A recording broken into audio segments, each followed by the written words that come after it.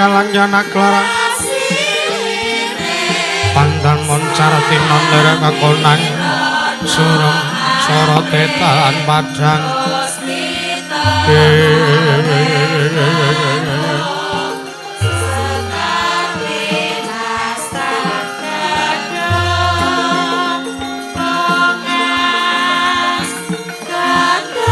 asoran pacaring purnameng gekono dasaring mangsa katiga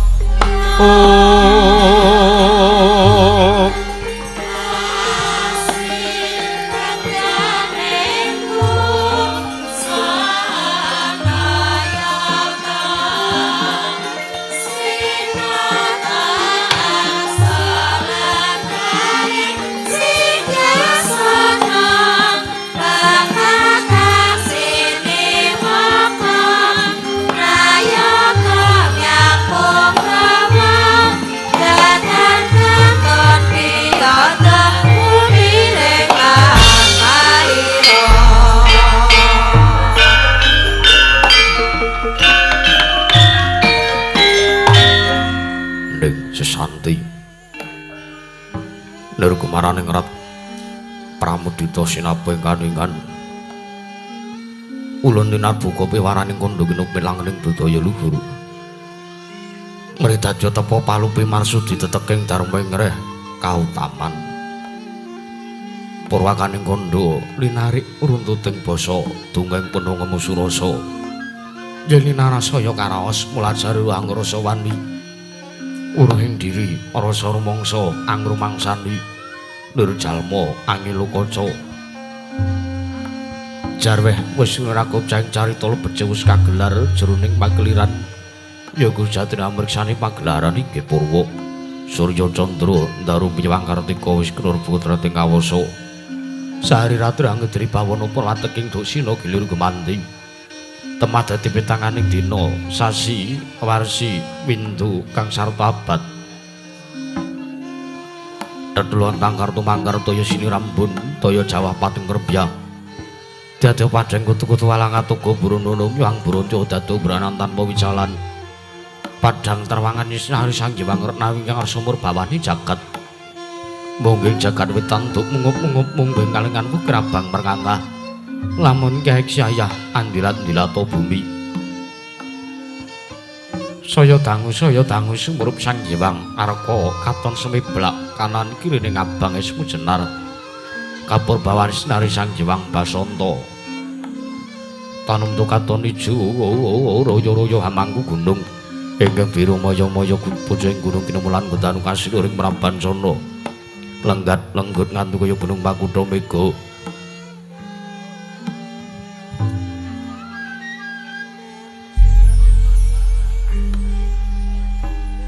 tanpa tawis dangu sola ing kawula tasih dene Lowarsa angupaya buga garep Tegal Sawahi anglur silur tatamna pedhoti sinambi sendonan sesindenan mikul karul kuliang giring raja kayane sawanana pirembagan Samarwangi Sang Hyang Kasa dangu saya inggil wis katon melo Sinari jagat duning ingkang blap papat lor kidul wetan biang kulon sinaring jagat kang sami rebut byata rebut ijo rebut kekuwung parandene tata wonten ingkang amadhani kekuwung ing praja negari ing Ndorowati ya negari ing Dwaraka ya negari ing Jenggala Manik ya sinebat praja negari ing Jenggala Pura apanjaring pambeganing kandha sareding mangke krana negari Ndorowati dumadi saking pulo-pulo bebanjaran sinasa pantaya benawi tinampi ombah samudra binang langut kang tanpa wagut pegating paninggal kapanturu ing Cakrawala mane-mane cakrek ing wewisik sawane kineping jurang corong kinepung gua serung kinarya suswing peksi lawet yang sarang burung wonten ugi pasisiran tersasana jembar begading pasir gumelaring garis pinggir tanem tuwuhang rembuyung royo-royo karang kitri rewe-rewe ron kalopo bumi subur pasiten mawur satengah tinandur tangkar tumangkar kawuryan dadi gunung-gunung bebanjengan hangrangsang langit lenggak lenggok lampahe toya mijil saking sendang-sendang wening tirtane iline kang pinara para planet kang tinampi wadhuk binentung-bentung kinarya hangileni sawah nyiwang pategalaning naraka sema mokal pangolahing tetani bebasan tatanana bumi sanjeng kangkung selo sedya tinanduran kang mrekapi pandya Bathari Sila gelar pasabinan Yaya Rukmi Sari kang pinangga pratiwi pategalan gopoli jengke kang rembuyu godhongane ambe kowe nganti kaya manglung wit-witane polo kang kapendhem polo kang kasimpar polo kang gumantung sadyotan kuciwa jinawi tukulan kang paweh sarasaning diri inga-inga raja kaya dewen sansaya ngrembaka lampun siang aglar ing mangunan lamun manci sarap surya samya mulih marang kandhange dhewe datanana carane kandhang nganggo nanjeng palang labet tebeh saking tindak Durjana Juti samya sayek seka kabdi akare ring rusa bangsa tuwin negari ing Ndorowati wanaga ngimbanging gunung anggung nirsa nglestari runtuk murun rah tumerah sadya dadi huruk-hurukaning lingkungan langgung lampung lamun tintaliti sampun samya sampeting sanggeman saben tebih saking lintasan saya nudha widwanane momat sinamatan daya dinayan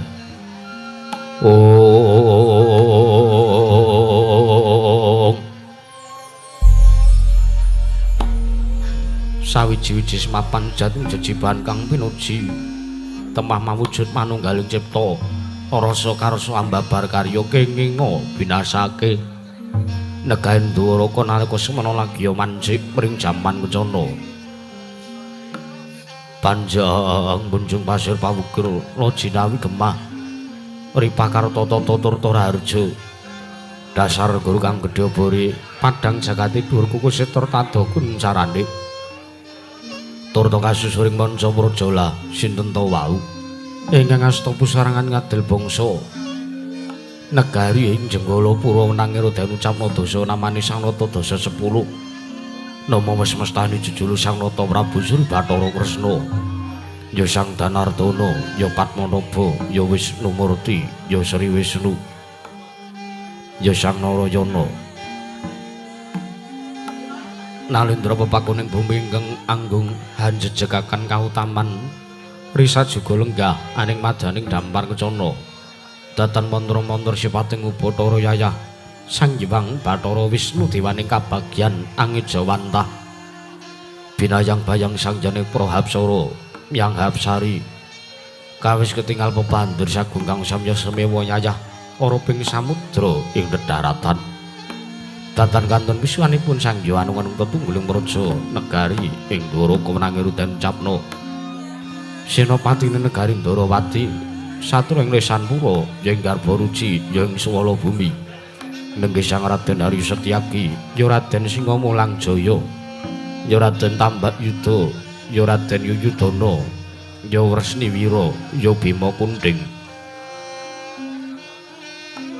satriya atateken ati suci pepayung budi rahayu turta kasinungan kaseteni luwi bebasan pinatam mendat jinala mender lomba benggong sinuda putung sekti kalintang jayaning ngaprang pramila datan mokal den dadosaken bebeteng tinanggulangi praja negaring Jenggala Manik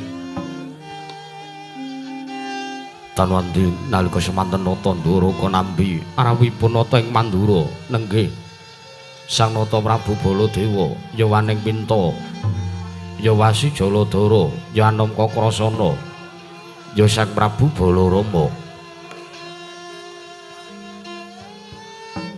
mangrombaing Sang Japara kawula samya ganting pasisiran jejel riyel arepet pepet bibit parasasa tatopan denggul datan posela labet sakathing mara sibuk ing jawiyam bludaka gendera rerentek lir katon umbul-umbul kegiter kang ngendanu yaya monding mangsa labu payung megar mendi jamur barat wondring mangsa rendeng tumbrek kang ngarangap kaya jati kang aranging mangsa katiga parandir ngetingal tidhem jinem majaning pasewakan negari Dwaraka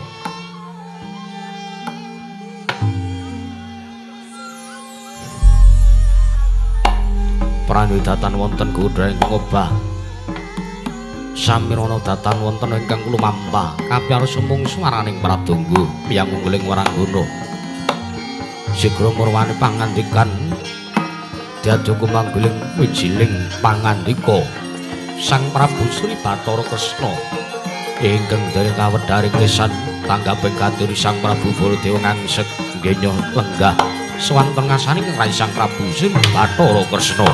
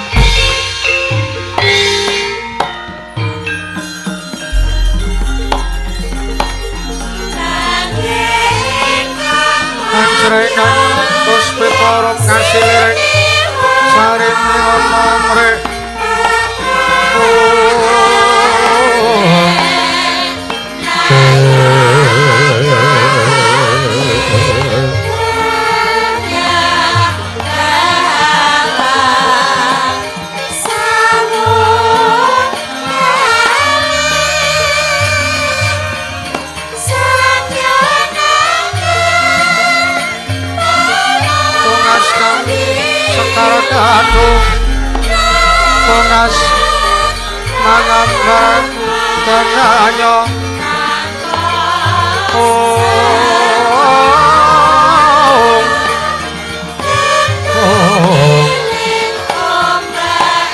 maweh araras serep nanding griya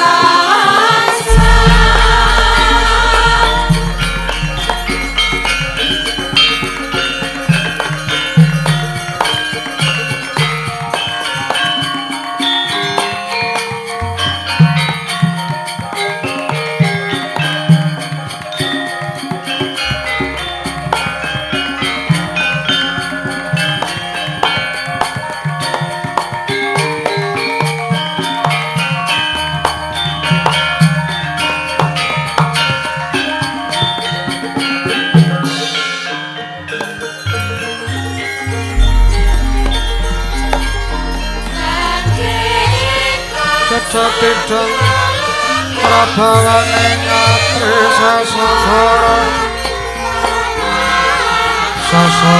wis manjur kawuryan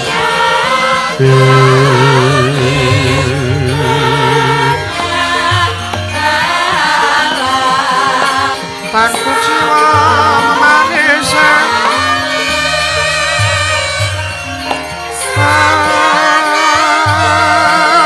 anggap Sri Naratan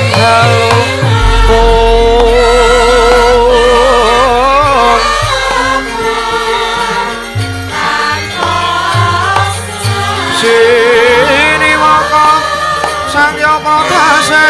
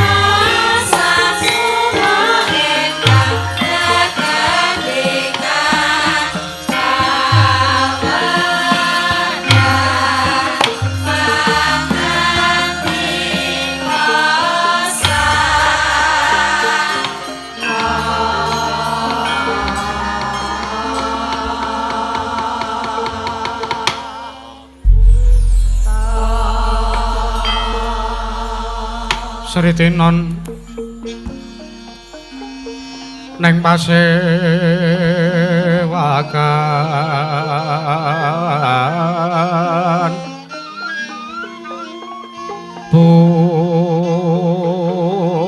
busana maneka warna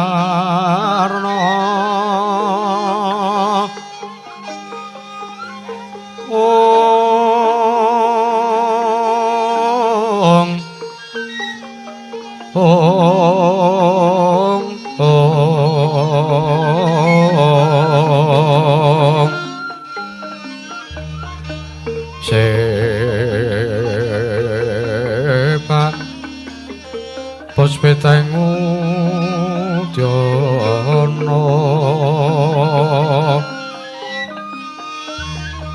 miwang manjra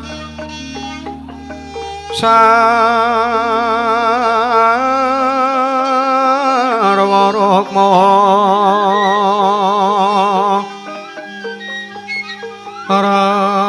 ranggeng manik nara mata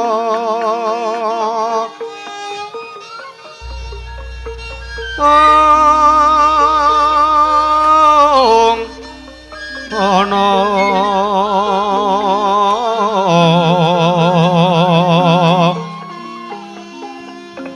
Bro Prabanyo kang mirat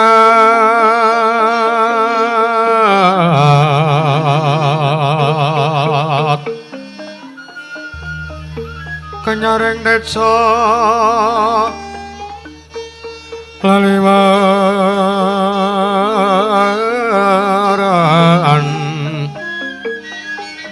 ler ke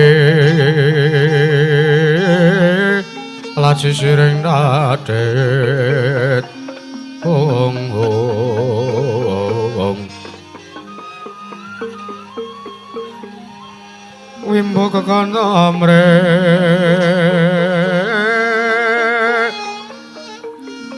mi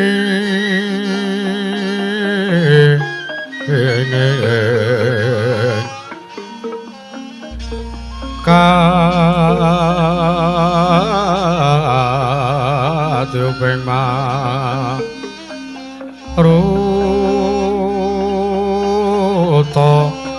manda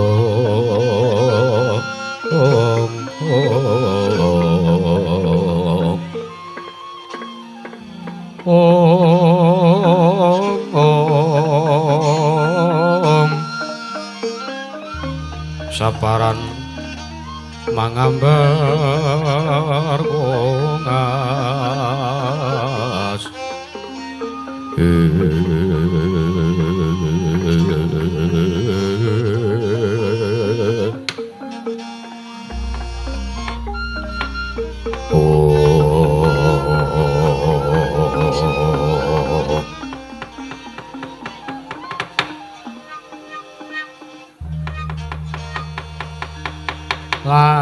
lamun sira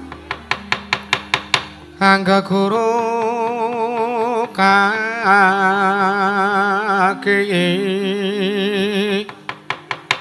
amilya manungsa kang nyata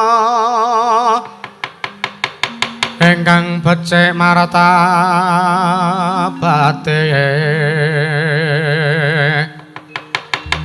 sarta kawruhing hukum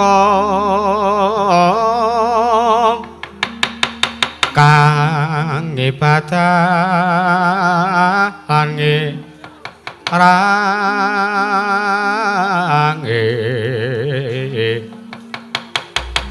syukur oleh wong tapa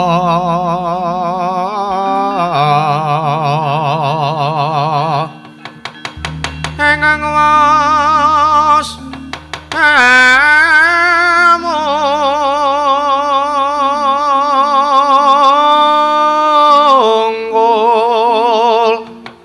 tan mikir pawehing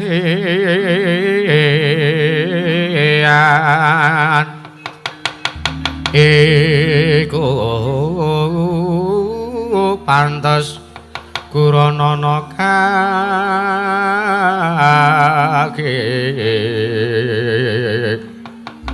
sartane kawruhana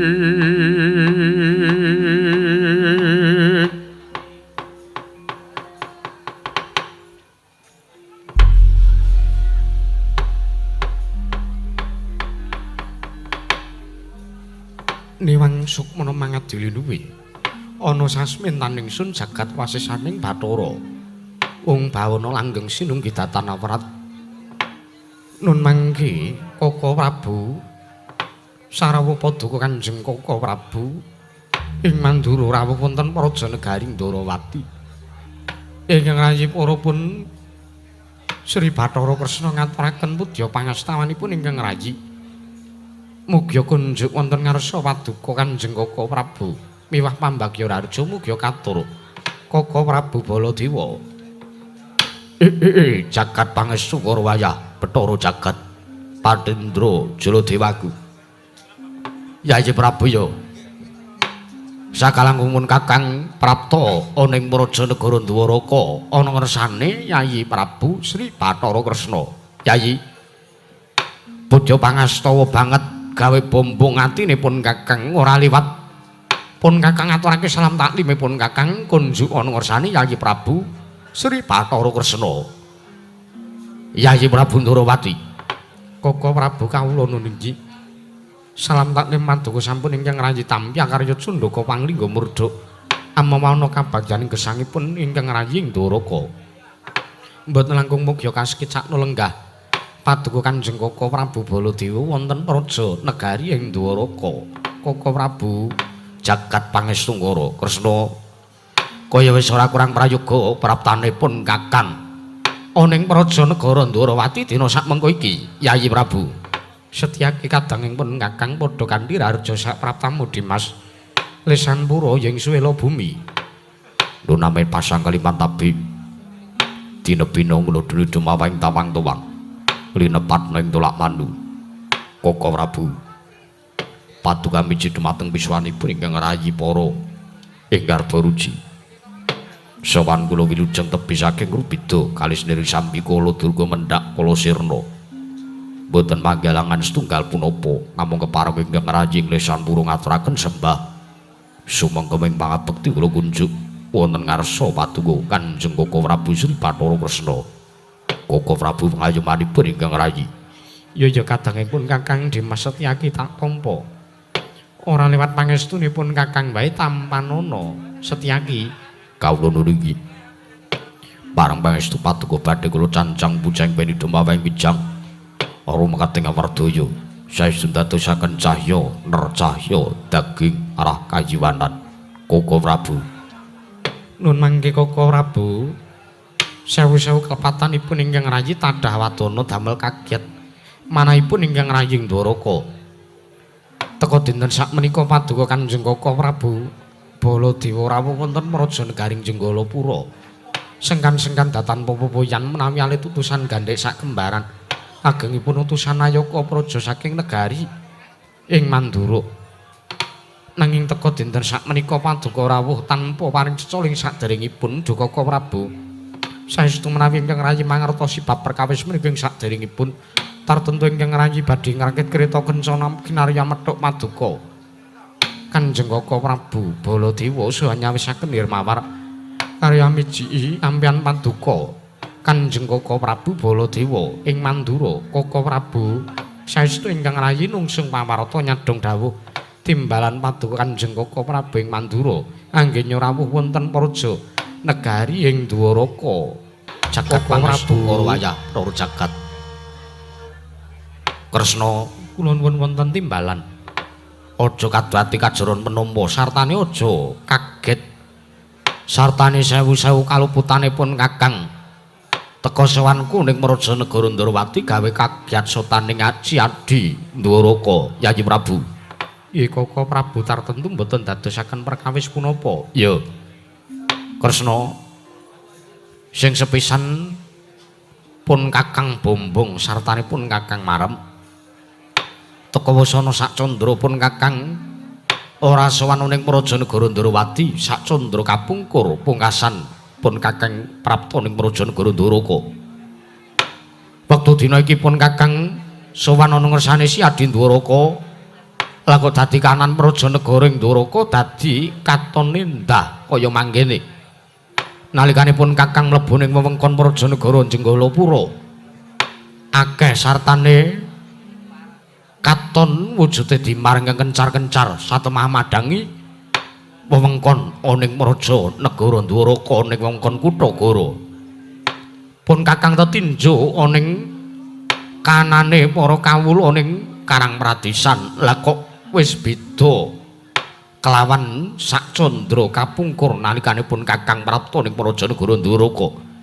Kanane para kawula Karang Pradisan ora dibedak-bedakake sartane ora ngemongake siji lan sawijine antarane Kutagara apa dene Karang Pradisan tan ana bedane.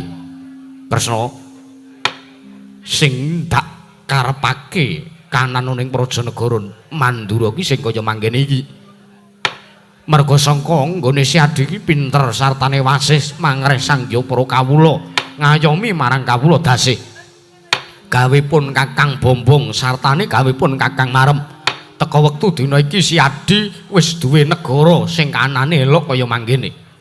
Papan panggonane para kawula wis beda karo sak candra sing kapungkur. Mongko yen pun Kakang metung sing jeneng wektu sesasi kuwi ora suwe, sing jeneng wektu sesasi kuwi mung sedhela, mung sawetara.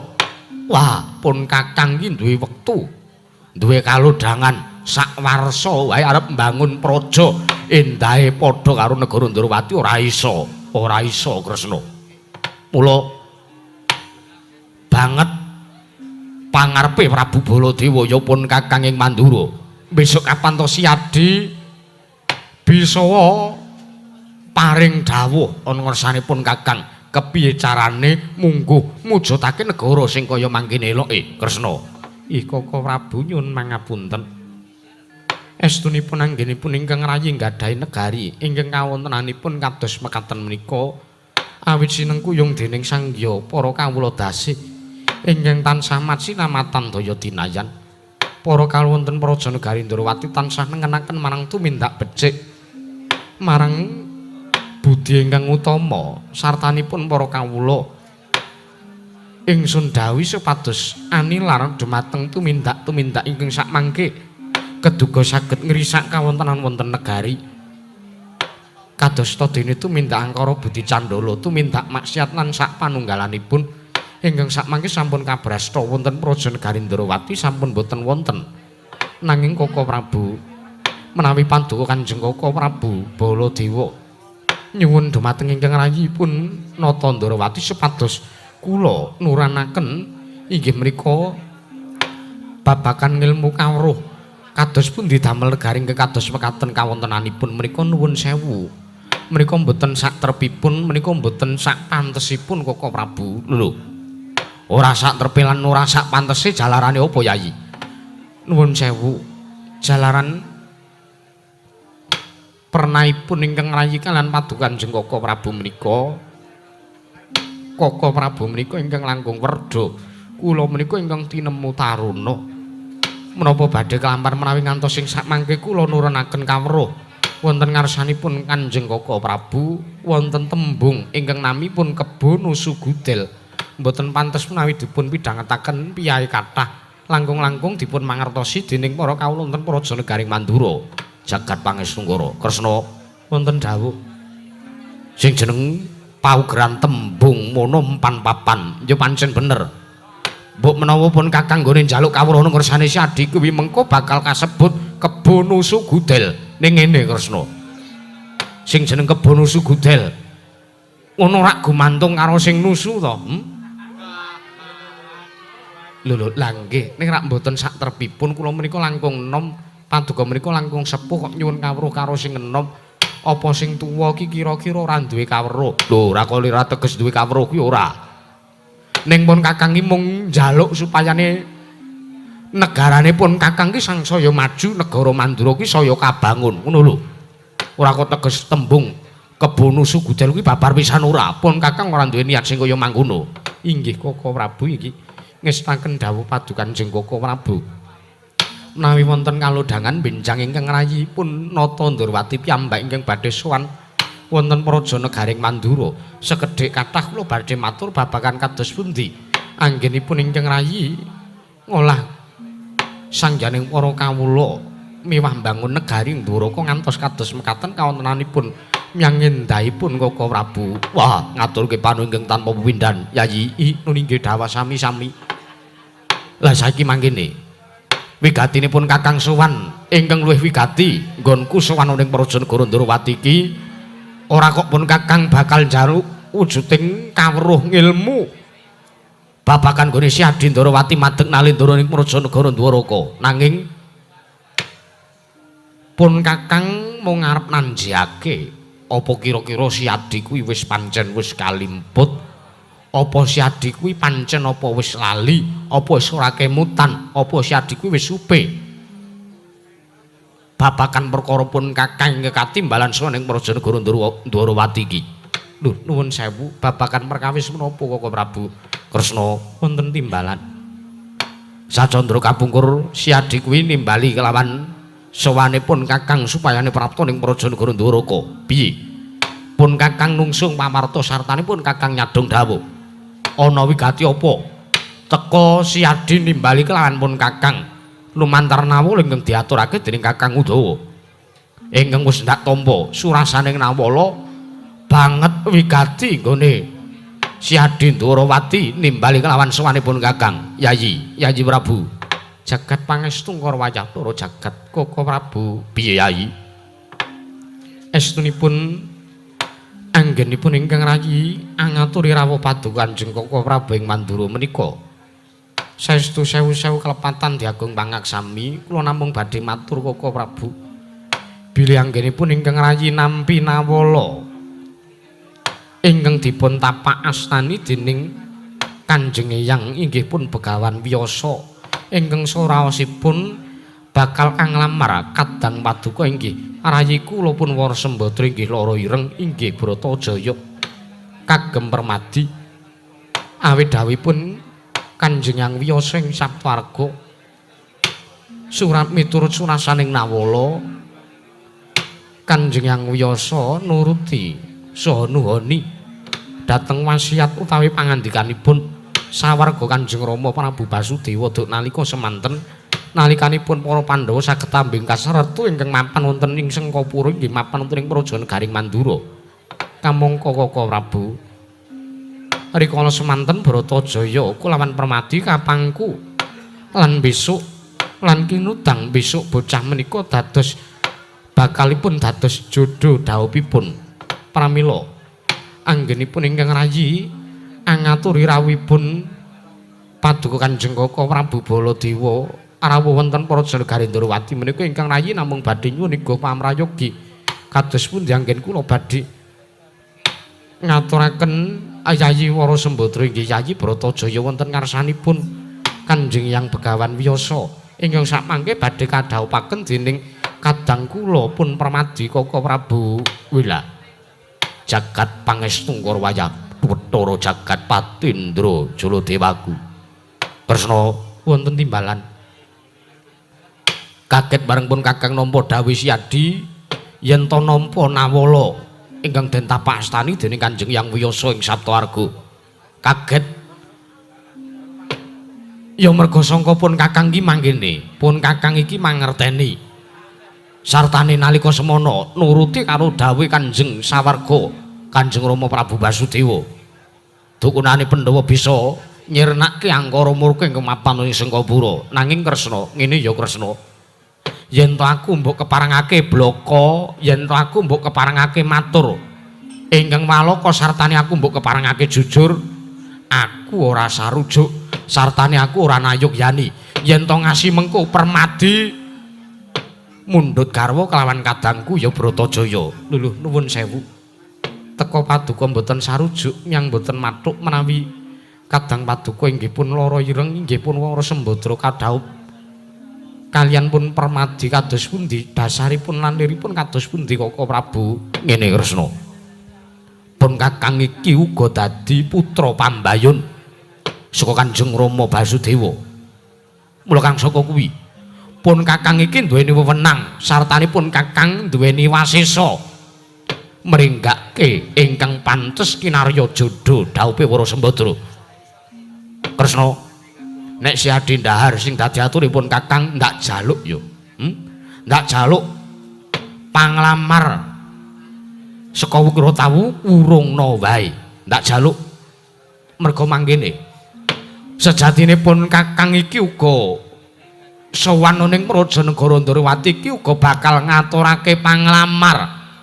Bakal ngaturake panglamar saka ya kuwi negara ing Mandaraka saka pangeran Adipati ing Mandaraka ya kuwi kadangku ya Yayi Burisrawa ingkang derajat kalungguhane luwih pantes kanggo Sembadra. Mula kang saka kuwi Kresna ndak rasa Si Adi wis bisa nampa lan apa kang dadi aturipun Kakang. Luwih becik wurungna wae nggonmu nampa penglamar saka Permadi. pun Kakang ngrasa yen to Burisrawa luwih pantes dadi jodho dhaupe Yayi Bratajaya tinimbang Permati. Kresna para wayah loro jagat. Koko Prabu. Mboten kok ateges kula menika badhe mbadal kawan dawuhipun Kanjeng Koko Prabu Baladewa nanging ambuk bilih paduka kestu nampi aturipun ingkang rayi pun Sri Bathara Kresna Koko Prabu. Menapa paduka mboten ngemuti dhateng lelampanipun Kanjeng sawarga Kanjeng Rama Prabu Basudewa ingkang rikala semanten sampun dawuh kelan pun inggih ingkang putra dipun sekseni dening kawula wonten praja negaring Sengkapura. Koko Prabu ambuk bilih kula aturi ngemut-emut lampahan ingkang sampun dumadi lampahan ingkang sampun kalampah menapa badhe kalampahan ning atasipun menika dawuhipun tiyang sepuh ingkang atasipun menika dawuhipun sawarga Kanjeng Rama Prabu Basudewa teka paduka Kanjeng Koko Prabu piyambak ingkang badhe mbadal dawuhipun tiyang sepuh. Kusik ngono kuwi ateges Si Adi ngluputake kelawan pun Kakang. Lho, mboten kok ateges nama kula ngluputaken menika mboten. Nanging langkung trepipun, langkung prayoganipun Koko Prabu menika langkung ngangeboti dhumateng ingkang dados dawuhipun tiyang sepuh. Kresna wonten dawuh. Sing dawuh lawan pun Kakang supaya nindhakke Burisrawa kelawan Wara Sembadra kuwi ya tiyang sepuh. Kuwi ya pinesepuh, kuwi ya pepunden. Lho lajeng sinten? Sinten tiyang sepuh ingkang sampun dawuh kados mekaten kelawan paduka Kanjeng Koko Prabu sing dawuh kelawan pun Kakang Rama Prabu Salya supayane Burisrawa kadhaupake dening kadangku ya lara ireng ya Wara Sembadra ya Bratajaya. Lah ingkang dawuh menika rak ingkang mara sepuh to. Coba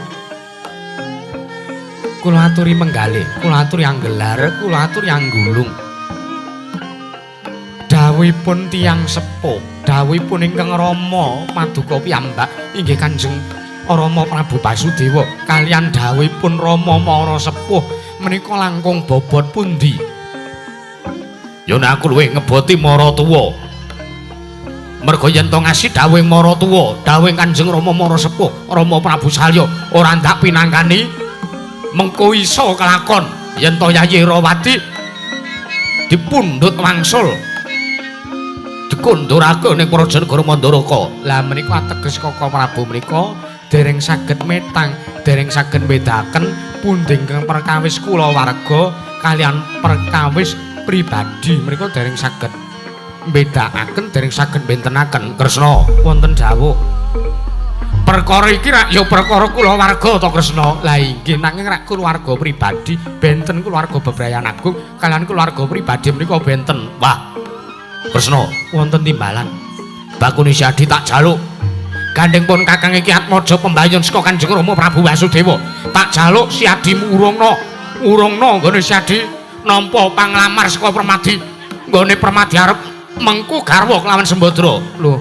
mengke riyen Koko Prabu ingkang nami tresna mriku kedah keplok tangan kalih kedah keplok asta kiwa miyang tengen ateges antawisipun Burisrawa kaliyan Sembadra menika kedah sami nandhaken raos katresnan awit tresna menika mboten saged dipun peksa. Tresna menika uruping jiwa ingkang suci menawi ngantos ing sak mangkanggenipun inggih menika Bratajaya kaliyan pun Burisrawa nglampahi katresnan mboten lahir terusing batin menika mengke malah namung badhe damel kuciwa manahipun salah satunggalipun pinanganten kakung yang putri antawisipun Burisrawa kaliyan Sembadra.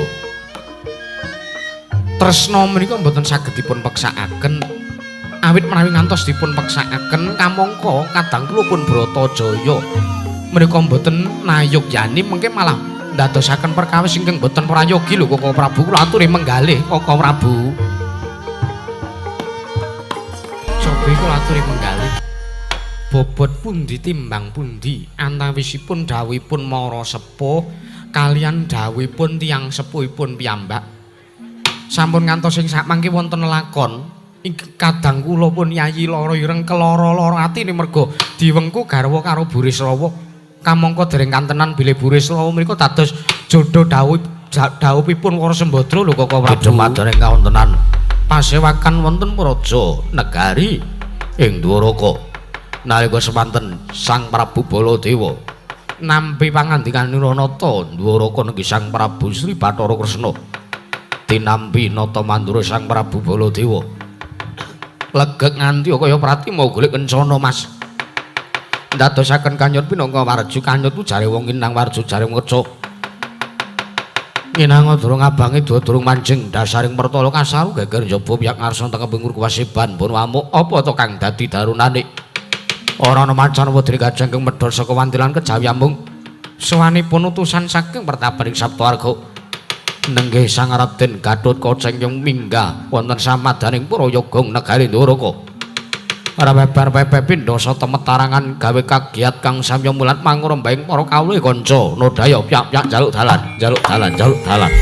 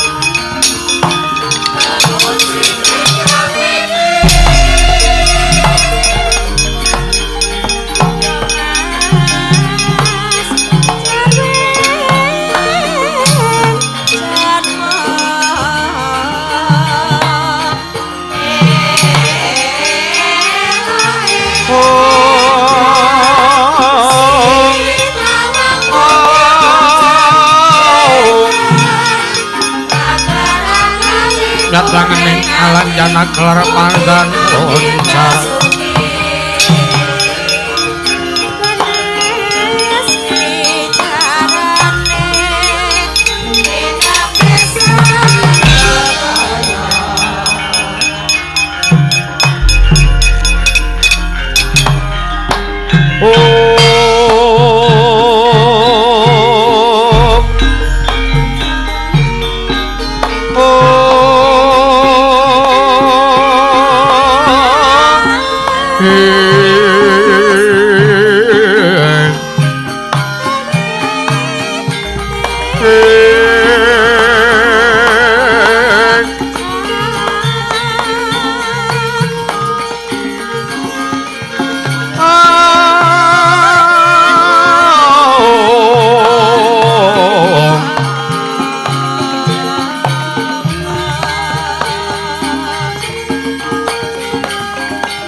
nyatangening kalang janak arwandan loncar tinondir kekonang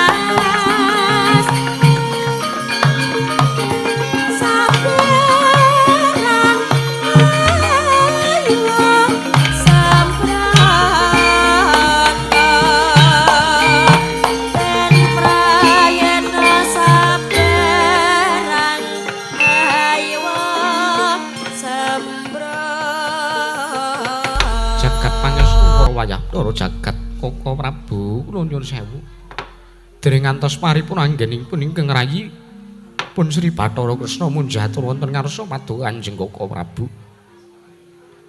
dinten samangke negari Ndwarawati nanampi sawanipun anak kuling pringgondanipun Gatotkaca Koko Prabu jagat Pangestungkara wayah tur jagat Kresna kula wonten timbalan. Bab perkara wigatine si adilan pun Kakang ndak kira iso disambung mengko nggone Brembagan. Iya. Bakune luwih wigati. Sowane Gatotkaca anakku iki dangunen sowane ana wigati apa? Apa pancen sowane iki saka karep pribadi apa diutus dening para Pandhawa Kresna? Inggih Koko Prabu. Kula aturi lengganggang langkung sekeca wonten Prajanegari Dwaraka. Ya Kresna kaya wis ora kurang prayoga Yayi, Yayi Prabu. Anak anungan nidita bocah mursid bisa mikul dhuwur mendem jero kelawan wong tuwa aja mung kandhek ana ing pangucap. Nanging kababaro dadi pakarti Gatotkaca Rimbyatmaja sawuse asat kang dadi napas asu kang dadi riwi padha kanthi raharja sak mraptamu Gatotkaca Ndunamit pasang limantabi dinebina ing ilodune dumawing tawang-tawang linepat ning tolak manu wa Prabu pareng paduka wanter amiji dumateng ingkang putra ing panggonanipun Gatotkaca anggen kula sowan wonten praja negari Durawati mangke wilujeng tebih saking Rupida kalis nering sambi kala durga mendhak kala sirna wa Prabu namung kepareng ingkang putra pun Gatotkaca ngaturaken sembah sungkem pangabekti kula kunju sandhap padha paduka Kanjeng Prabu Durawati wa Prabu Sri Bathara Kresna. ya Gatotkaca tak tampa ora liwat pangestuning makmun Durawati wae tampanono anakku cah bagus. Sampun kepareng kula pun diakarya jimpat paribe dayanana ing asantusan wa Prabu pareng pangestu paduka badhe kula cancang pucang peni dumawing pijang rumekating werdaya saestu dadosaken cahya nur cahya daging rah kayuwanan Ora liwat prayoga nanggonmu lungguh Gatotkaca. Lho nggih sampun boten kirang prayogi Gatotkaca anakku cah bagus padha kanthi raja sapraptamu anakku Rimbyatmaja Kacanegara wa Prabu Baladewa rawuh wonten Prajanegari Durawati. Iya Gatotkaca sekawit aku sowan ana ngersane wakmu ing Durawati sowan ana ngersane Yayi Prabu Sri Bathara Kresna. Slamet kamu nggih wilujeng sowan kula wa boten panggalangan setunggal punapa boten langkung kula ngaturaken sembah bekti kula kunjuk wa Prabu Baladewa. Gatotkaca tak tampa ora liwat pangestune wakmu ing Mandura wae tampanana. Nana niki sampun saged anggen kawula pundi nggo jimat paripe dayanana marang kasantosanipun ingkang putra pun Rimbyatmaja wa Prabu prayogakna lungguhmu nggonmu sono ning Prajanegara ing Durawati.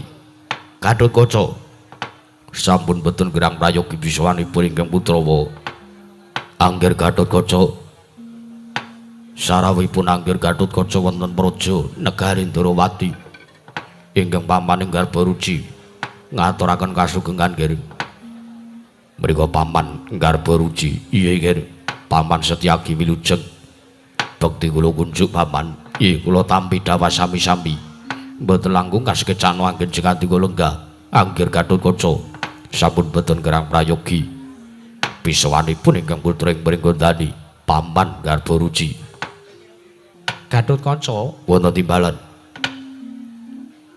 aja kaget sira ingsun timbali nggonmu sowan ning Prajanegara Durawati tanpa tinimbalan janur gunung kadingaren ana wigati apa pancen nggonmu sowan ning Prajanegara Dwaraka iki saka karepmu pribadi apa pancen sira diutus dening wong atuwamu ya pepundhenmu para Pandhawa Gatotkaca sampun dipun keparengaken matur.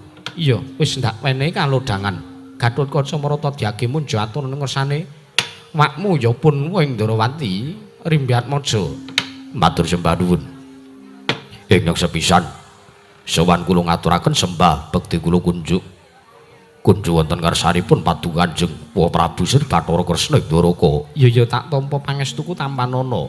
Kula tampi tungkap angka kalih sowan kula mriku mboten saking pikajenganipun ingkang putra piyambak nanging pancen kula mriku dipun utus dening Kanjeng Eyang Abiyasa ingkang nak yenaken babakan nawala saking Kanjeng Hyang Abiyasa.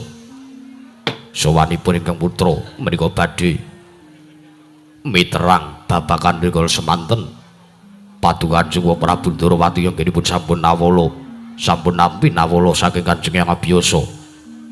Babakan anggenipun inggih menika pun Paman Permadi ingkang badhe nglamar dumateng pun Bibi Wara Sembadra. Menapa samangke sampun kaleksanan sartanipun kados pundi anggenipun badhe lumaku. Anggen kula nampi dawuhipun Kanjeng Hyang Abiyasa supados kula matur wonten ngarsanipun Wa Prabu Sri Bathara Kresna. Pramila sowan kula menika mboten sanes kejawi.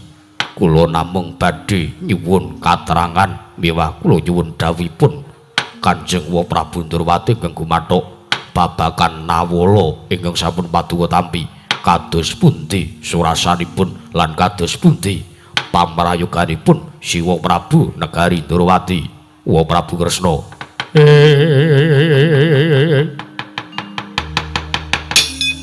Jaja muntap lere kinantap.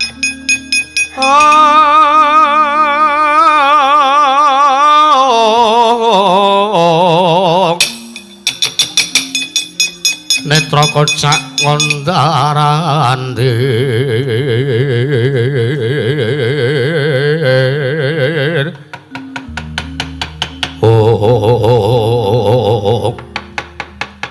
Jagat pangesungkur wayah pror jagat Gatotkaca wonten timbalan. Wa Prabu Baladewa ingkang mrepeki lan ingkang putra pun Rimbiat Maja wonten Praja Negari Ndorowati menika. Ya aja kaget paripaksa wakming mandur ingkang paring dawuh kelawan kowe. Kepareng patu kados pundi wa?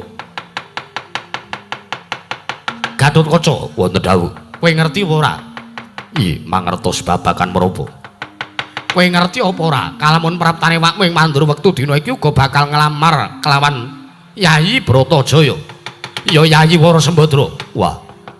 Syukur binagi sewu. Bareng ngaten patuhu ing nampi dawuh saking Kanjeng Hyang Abiyasa. Ora kok wakming mandura nampa dawuh saka Hyang Abiyasa kuwi babar pisan ora. Nanging aku nampa dawuh saka Kanjeng Rama Prabu Mandaraka ya Rama Prabu Salya. Supayane aku nglamar kelawan Yayi Wara Sembadra bakal didhawuhake dening Yayi Burisrawa. Mula kang saka kuwi Gatotkaca.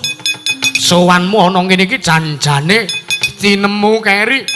Sowanmu ning Prajanegara Ndorowati iki kowe wis kalah dhisik karo suwane Baladewa. Ya wakming mandura nggonku bakal ngayonake sartane bakal nglamar kelawan adikku Bratajaya dhewe. Mula kang saka kuwi ndak jaluk kowe bali ya Gatotkaca.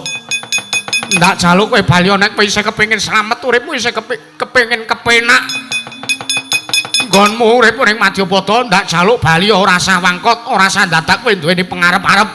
Nak yenake sartane kowe duweni gegayuhan supayane Yayi Prabu Ndorowati maringake Bratajaya kelawan kowe ingkang samengko bakal didhawuhake dening adhiku Permadi Gatotkaca.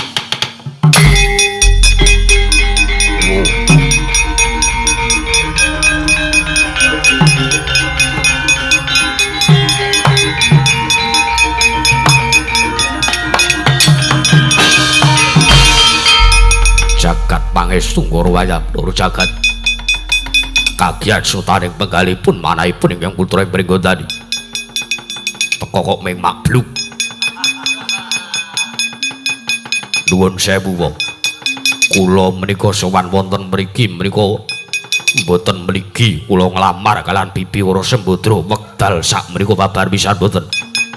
Nanging wontenipun sowanipun ingkang putra pun Gatotkaca wonten Prajanegari Ndorowati menika kula namung badhe ngenahke. Kula niki mung kepengin nak yenake kepiye kabul kawusanane nggone wong Prabu Ndorowati nampa nawala saka Kanjeng Hyang Wiyasa. Lah kok malah sajake miturutipun Gatotkaca wong sing kalah dhisik, wong sing teka tinemu keri menika malah Wa Prabu Baladewa ingkang ngendikanipun badhe nglamaraken Bibi Wara Sembadra badhe kadhawuhaken dening Paman Burisrawa. Nuwun sewu mboten saged menawi kula kasuwun wangsul wonten ing wukira taun mboten saged taunana windanana kula mboten badhe wangsul wonten ngersanipun Kanjeng Yang Abiyasa menawi dereng boyong bibi Wara Sembadra menungsa ora tatanan Gatotkaca wonten di mana? Kowe arep wani karo Nata Mandura? Kowe arep wani karo Nata Mandura? Kowe arep wani karo aku? Aku ki sing luwih tuwa, aku ki sing tinemu werda tinimbang bapakmu, tinimbang pamanmu Permadi. Sartane aku iki tinemune putra pembayon saka sawarga Kanjeng Rama Prabu Basudewa.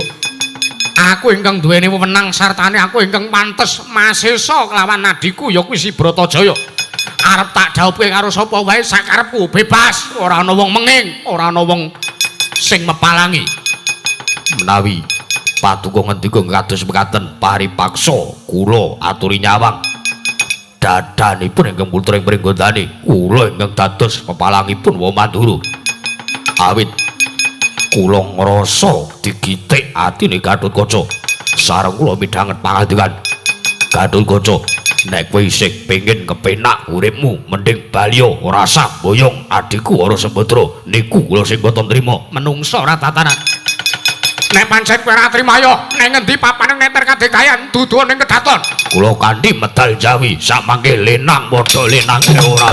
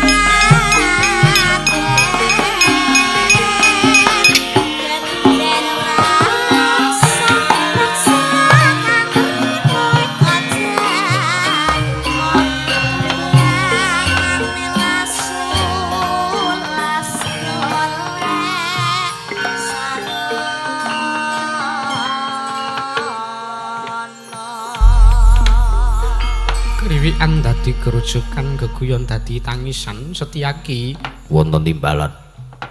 Lah kok ora ngira babar pisan teka dadi kaya mangkene kahanan ning Prajanegara Ndarawati. Koko Prabu. Tartentu anggenipun Koko Prabu Baladewa gadhah kekayuan kepengin ndhaupaken Kakang Burisrawa mriku kula kinten sampun dados anteping manah. Nuwun sewu sinuwun niki wenten napa kok kayake rame. Kakang Udawa lagi teka. Inggih, kula jane pun wau enten njaba. Lah kok ora mlebu ning pasewakan? Ngeslot kula wau. Wah, sampean kinayakane praja kaya ngono. Wah, nggih. Nggih cegah lek kok, Mas. Nggih cegah lek. Cegah lek melek wengi entuk penghasilan nek mboten ngeslot, mboten entuk duit. Udawa ki nayakaning praja kok ya kaya ngono tumindakmu. Oh lah nggih. Kula riyen jane pun kapok. Kapok lire piye? Lah nggih kula kapok. Wong kula niku pun entek napa-napa pun entek sekupi setunggal. Kalih bojo kula ajeng dibalekke kula. Bojo kula ajeng wangsul. Ampun meh purik. Kula leren. Lah sakniki kok bojo kula malah gondol wong. Mula aja diajari nyopir. Mboten iso nyopir bojo kula niku. Mula kula ngandani. Bojone sampean aja mboten usah diajari nyopir, ndak ucul. Apa bojomu iso nyopir? Mboten Gene ucul. Ola. Nggih niku pun dadi kodrat kok Yayi Mas. Nggih pun kula tampi pun mboten napa-napa. Nyadong dawuh sinuwun Kakang Udawa Wonten timbalan. sesuk meneh ora kena kaya mangkono kuwi. Wah nggih. Nggih nggih. Ming pisan kok niki kok sinuwun. Mung jajal kula wau. Iya. Setyaki Wonten dawuh. perkara katentremaning praja ning Prajanegara Ndarawati ndak rasa Kaka Prabu kae mengko mesti bakal ngawi sangjaning Parasata Kurawa. Mekaten. Iya. Wah nggih. Kula wau mangertosi kelebatipun Begawan Durna. Ajeng kula antemi malah pun mlayu. Lho ora kena. Ngono-ngono kae pendhita. Pendhita pakartine sak ngisore sikil. Mboten pantes dipun sebut pendhita. Setyaki Wonten dawuh. ingkang baku bab tentreming Prajanegara Dwaraka ndak masrahke nang ngersane Siadi. Oh nggih. Panjenengan ingsun bakal methuki kelawan kadangku Yayi Bratajaya merga ndak rasa ingkang bisa misah anggone Kaka Prabu Baladewa kelawan anakku Gatotkaca. Nggone padha pasulayan ndak kira sing bisa ngrampungi mung Bratajaya. Wah nggih. Nanging yen to perkara Kurawa ndak jaluk Siadi Setyaki ingkang mungkasi ya Dimas. Wih, ngestaken dawuh timbalan paduka. Tartentu kula mangestu padha dawuh padu Kanjeng Kaka Prabu. Malah kula nyuwun pamit madal pasilan. Sing ati-ati aja kaya bocah cilik. Kakang Udawa. Kakang Pate Udawa. Ah, delongkas kali 10. Kakang Udawa, Wonten dawuh sinuwun. bubarno kang padha siba ingsun kundur kedaton mengke riyen tesih kirang sithik niki.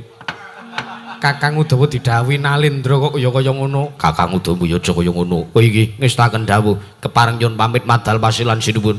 Sing ati-ati aja kaya bocah cilik. Kaya wis ora ana dawuh meneh Kakang Pate Udawa. Pelok nggih Mas. Purna gati ning mananggilan. Arsa sang nata kundurangan daton seluk saking dampar kecana kinabet gamparan gading. Kadheraken sang janing peromban jadi manggung tanggung Joko Maloro ingkang samya ngambil upacara keprabon. Kawijahan saking Mandura tindak nyosang Sri Naranata lamun katurun saking Mandura tansah sesanti kamulyane.